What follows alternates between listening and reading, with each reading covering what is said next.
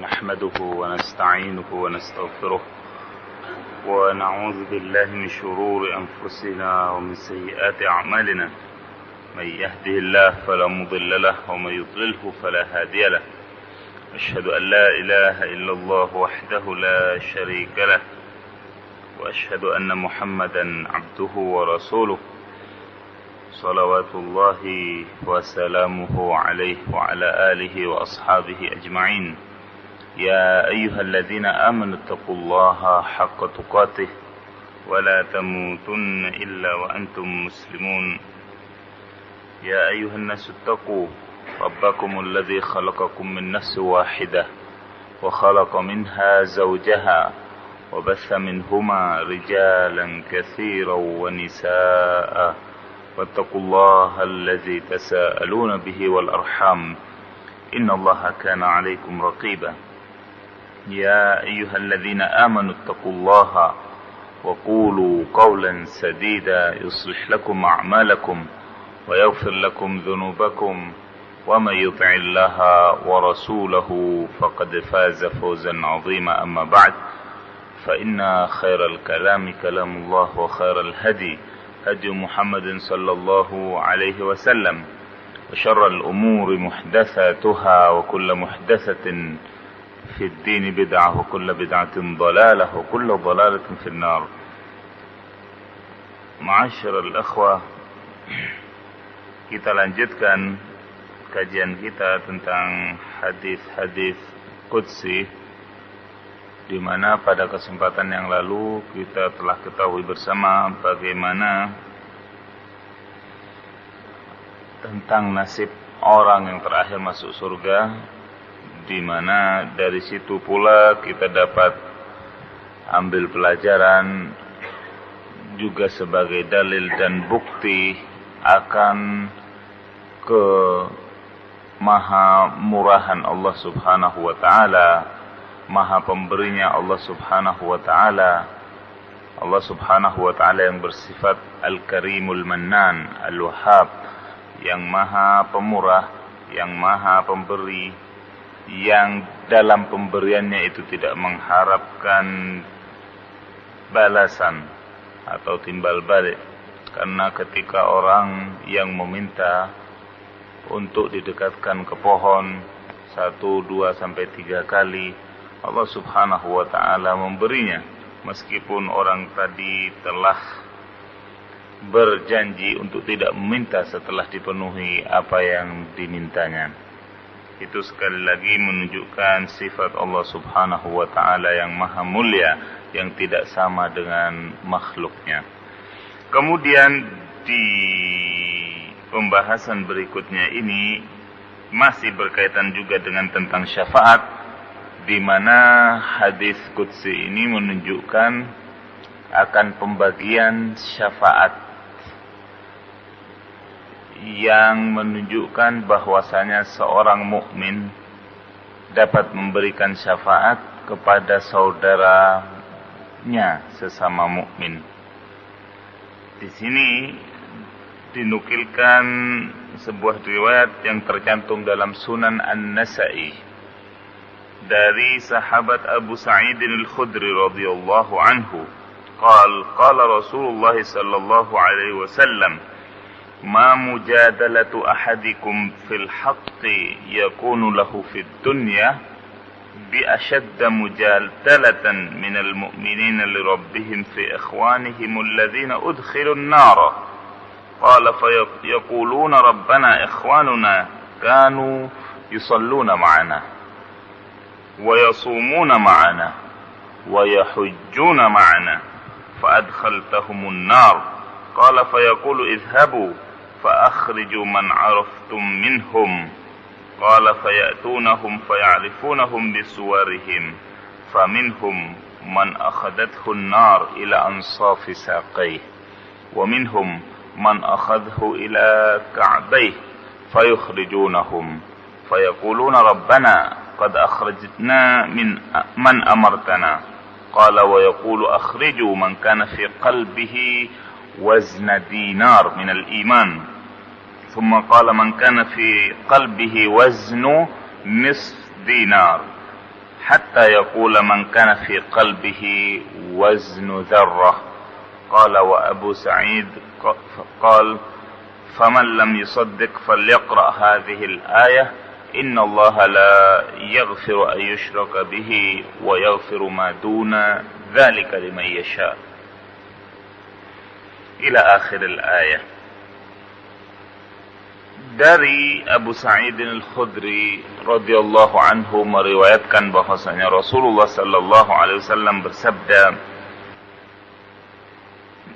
teknik atau cara mendebat orang-orang mukmin terhadap Rabb-nya mengenai nasib saudara-saudaranya yang seiman yang telah dimasukkan ke dalam neraka kelak akan lebih jauh gigihnya daripada salah seorang di antara kalian saat di dunia ketika menuntut haknya.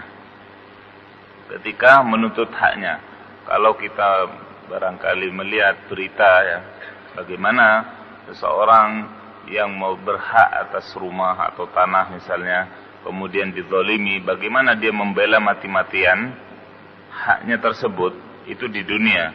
Nantinya di akhirat ketika kita selaku mukmin melihat saudara kita, misalnya sesama jamaah mujahidin, ya, salat bareng 5 waktu, kemudian mudah-mudahan tidak terjadi, ada yang sampai tergelincir dimasukkan ke dalam neraka. Tidak terima kita. Tidak terimanya kita itu lebih dahsyat, lebih meluap lagi daripada orang yang menuntut haknya tadi yang dirampas.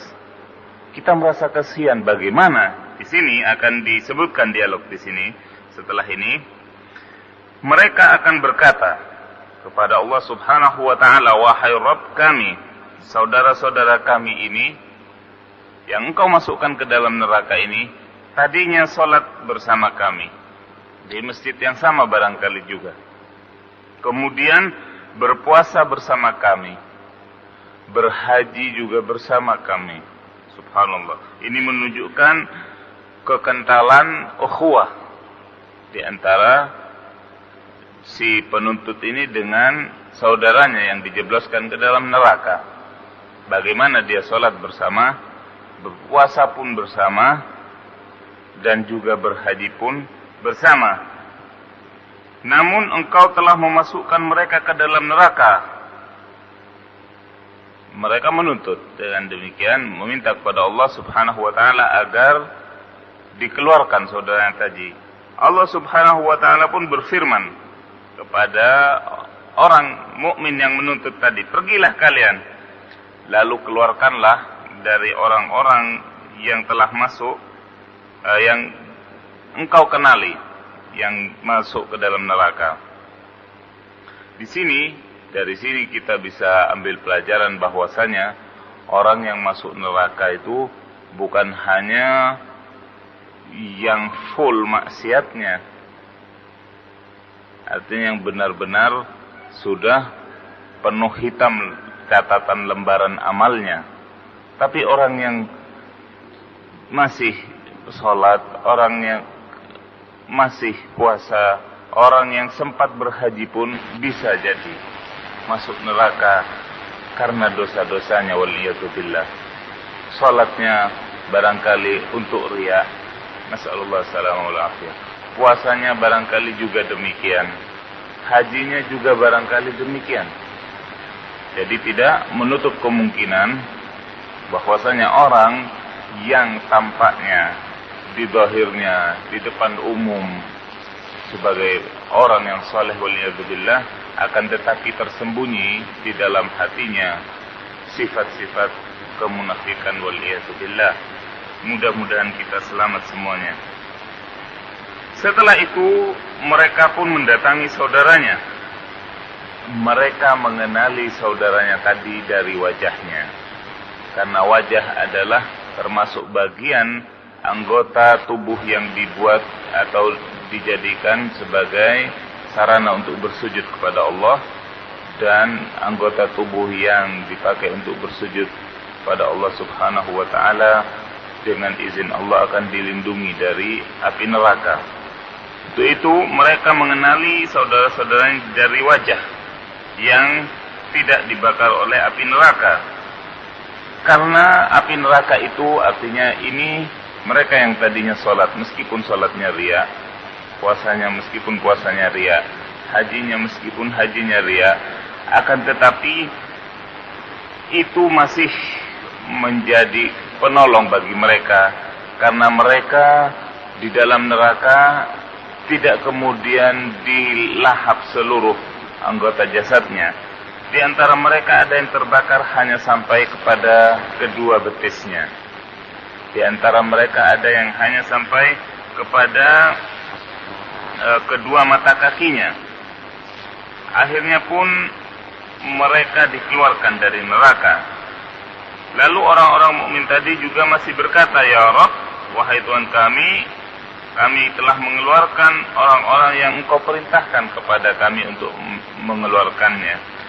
Allah pun kembali berfirman, "Keluarkanlah orang-orang yang di dalam hatinya terdapat keimanan seberat biji logam dinar."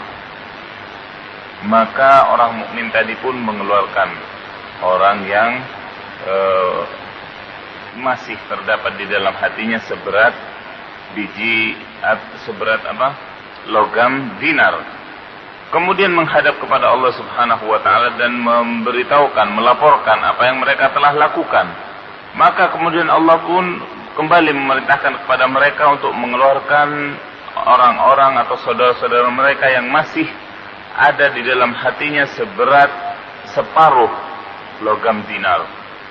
Maka kemudian mereka pun melakukannya.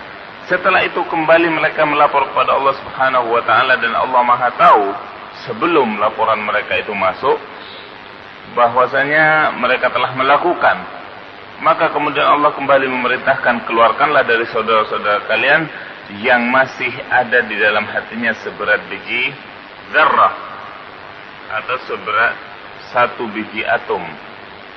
Maka setelah itu Abu Sa'id Al-Khudri radhiyallahu anhu sebagai perawi hadis ini menyatakan, "Barang siapa yang tidak percaya akan apa yang aku sampaikan ini, maka bacalah firman Allah Subhanahu wa taala pada surat An-Nisa ayat 48, dan barang siapa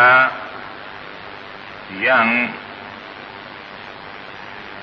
sesungguhnya Allah Subhanahu wa taala tidak akan mengampuni dosa syirik, dan Dia mengampuni segala dosa selain syirik bagi siapa yang dikehendakinya," sampai ayat yang menyatakan sesungguhnya Allah Subhanahu wa taala, sesungguhnya ia telah, barang siapa yang mempersekutukan Allah Subhanahu wa taala, sesungguhnya dia telah berbuat dosa yang amat besar. Dalam riwayat yang lain, yaitu dalam riwayat Ibnu Majah, ayat yang dibacakan oleh Abu Sa'id Al-Khudri bukan ayat pada surat An-Nisa ayat 48, akan tetapi ayat yang lain, yaitu ayat pada surat An-Nisa pula, ayat yang ke-40, bukan yang ke-48 tadi, yaitu firman Allah Subhanahu wa taala, "Innallaha la yuzlimu mithqala dzarrah wa in taku hasanatan yudha'ifha wa yu'ti min ladunhu ajran 'azima." Sesungguhnya Allah Subhanahu wa taala tidak menzalimi seorang hamba pun meskipun sekedar atau seberat biji zarrah. Dan kalau dia memiliki suatu kebajikan, niscaya Allah Subhanahu wa taala akan melipat gandakannya dan memberikan di sisinya pahala yang besar. Wallahu a'lam bis-shawab.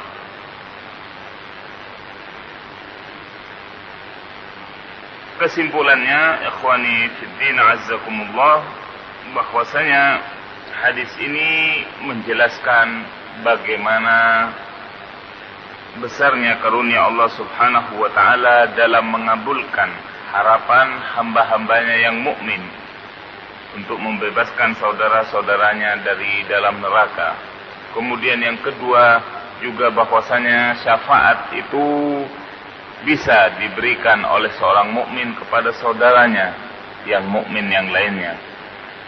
Kemudian tentunya dengan syarat-syarat syafaat yang umum, ridha Allah Subhanahu wa taala atas pemberi syafaat dan yang akan diberikan syafaat. Kemudian izin dari Allah Subhanahu wa taala untuk hal itu. Juga hadis ini menunjukkan bahwasanya begitu besarnya ikatan ukhuwah, rasa cinta kasih sesama muslim dan solidaritas di antara mereka, di mana orang-orang yang selamat masuk surga langsung itu tidak lupa akan nasib saudara-saudaranya di dunia yang mengalami atau yang sempat singgah ke neraka, sehingga mereka meminta kepada Allah Subhanahu wa taala, mengajukan syafaatnya kepada Allah Subhanahu wa taala untuk menyelamatkan saudaranya yang tidak semujur mereka, yang tidak semulus mereka nasibnya yang langsung masuk surga. Semoga Allah Subhanahu wa taala memberikan kepada kita kesempatan untuk menerima syafaat Nabi Muhammad sallallahu alaihi wasallam dan juga ridha dari Allah Subhanahu wa taala. Sesungguhnya Allah Subhanahu wa taala Maha Kuasa atas hal itu. Demikian apa yang bisa saya sampaikan pada kesempatan kali ini. Barangkali ada pertanyaan sebelum saya tutup. Silakan. Saya ulangi lagi, Pak. Ya. Apa yang disampaikan hadis tadi bahwa seorang mukmin yang masuk surga bisa menolong rekannya atau teman-teman yang sesama, katakan sholatnya sama dan segala macam. Itu apakah dihubungkan dengan golongan Islam ini ada di 73 golongan, yang satu yang masuk surga? Apakah yang termasuk yang 72 itu termasuk bagian-bagian dari yang ditolong tadi? Terima kasih. Nah, bisa jadi karena di antara Rasulullah Shallallahu Alaihi Wasallam mengabarkan bahwasanya umatnya akan terpecah menjadi 73 golongan. Hanya satu yang selamat, yaitu yang masuk surga, yang memegang sunnah Rasulullah Shallallahu Alaihi Wasallam dan mengikuti pula sunnah khulafa Rasyidin, para sahabatnya sesudah beliau. Di antara 72 golongan tersebut, yang masuk neraka tentunya tidak semuanya kekal di dalam neraka, sesuai dengan kadar maksiat mereka, sesuai dengan kadar menyimpangnya mereka dari al-haq, sesuai itu pula lah mereka dilebur dosa-dosanya di dalam neraka untuk kemudian diangkis, dimasukkan ke surga. Wallahu a'lam. Ada lagi? Silakan.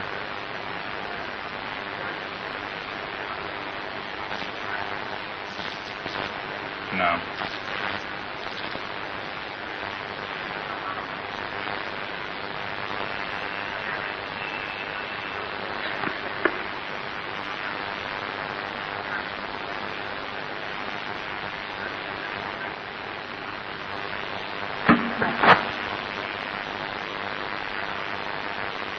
Orang yang menzalimi.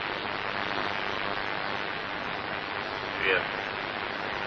Kalau seseorang berbuat zalim kepada saudaranya, kemudian dia meninggal sebelum dimaafkan oleh saudaranya, maka urusannya nanti akan menjadi panjang di akhirat, di mana kalau saudaranya tadi tetap menuntut haknya, maka haruslah diberikan haknya. Dengan demikian, kebaikan yang dimiliki oleh orang yang menzalimi akan diambil oleh kebaikan oleh orang yang dizalimi. Kalau sudah tidak tersisa, tentunya keburukan yang ada pada orang yang dizalimi diberikan kepada orang yang menzalimi, dan begitu seterusnya. Sehingga di jika orang yang menzalimi tadi tidak diliputi oleh rahmat Allah Subhanahu wa taala, besar kemungkinannya dia itu akan masuk ke neraka. Meskipun sekali lagi masuknya itu tidak untuk selama-lamanya atau kekal, tapi akan menambah beban, menambah waktu lamanya, waktu dia di neraka. Wallahu a'lam.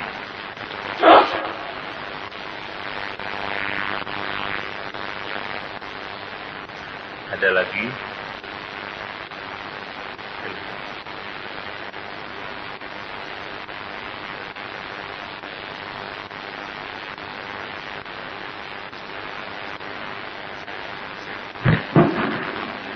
Assalamualaikum warahmatullahi wabarakatuh. Assalamualaikum. Sehubungan dengan syafaat yang dimiliki oleh Nabi, Ustaz. Iya. Terus apa perbedaannya yang tadi dijelaskan Ustaz? Saudara mukmin bisa menolong saudaranya pada waktu setelah di neraka dan sebagainya, yang satunya sudah masuk surga. Hubungannya dan perbedaannya antara Nabi dengan orang mukmin tadi gimana tentang syafaat, Ustaz? Iya. Terima kasih, Ustaz. Baik. Kalau syafaat yang dimiliki oleh Nabi kita Muhammad sallallahu alaihi wasallam itu lebih dikenal dengan yang paling khusus adalah syafaat uzma. Syafaat yang terbesar yang akan diberikan oleh Nabi Muhammad sallallahu alaihi wasallam mencakup seluruh makhluk, mukmin dan kafirnya, umat beliau dan umat sebelumnya. Itu syafaat uzma, yaitu syafaat agar perkara mereka segera diputuskan. Karena nantinya semua hamba, manusia ataupun jinnya akan terkatung-katung menunggu keputusan dari Allah Subhanahu wa taala, sampai kemudian mereka mendatangi Nabi Adam, kemudian mendatangi Nabi Nuh, kemudian seperti yang telah kita bacakan hadisnya pada kesempatan-kesempatan yang lalu. Itu yang pertama, syafaat uzma. Kemudian ada syafaat Nabi yang lainnya berupa syafaat misalnya orang yang timbangannya sama antara amal kebaikan dan keburukannya, kemudian dengan syafaat Nabi orang ini dimasukkan ke surga. Ada yang karena memang seperti tadi, orang yang sudah masuk neraka kemudian dikeluarkan dengan syafaat Nabi sallallahu alaihi wasallam untuk kemudian masuk surga. Ada yang sudah masuk surga kemudian dinaikkan derajatnya, jadi dari derajat yang rendah dinaikkan ke tingkat yang lebih atas, itu dengan syafaat Nabi kita Muhammad sallallahu alaihi wasallam. Jadi banyak syafaat Nabi kita Muhammad sallallahu alaihi wasallam, jenisnya sebagai pernah keluar di dalam buletin Mujahidin. Situ ada penjabaran tentang syafaat. Namun perbedaannya dengan syafaat yang baru kita bicarakan, bahwasanya tentunya syafaat ini yang kita bicarakan ini jauh lebih kecil lingkupnya, lebih sedikit cakupannya daripada syafaat Nabi sallallahu alaihi wasallam.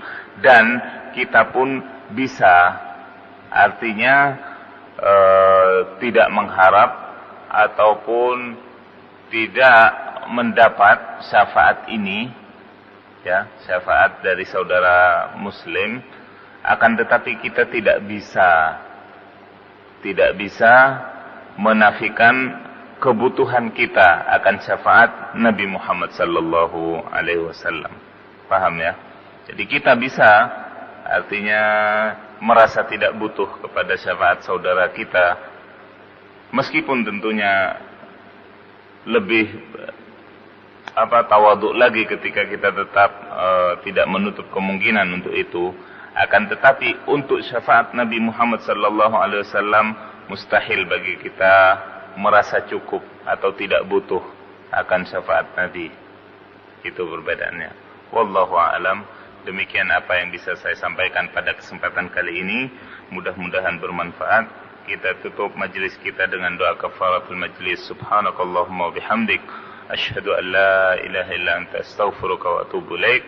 Assalamualaikum warahmatullahi wabarakatuh.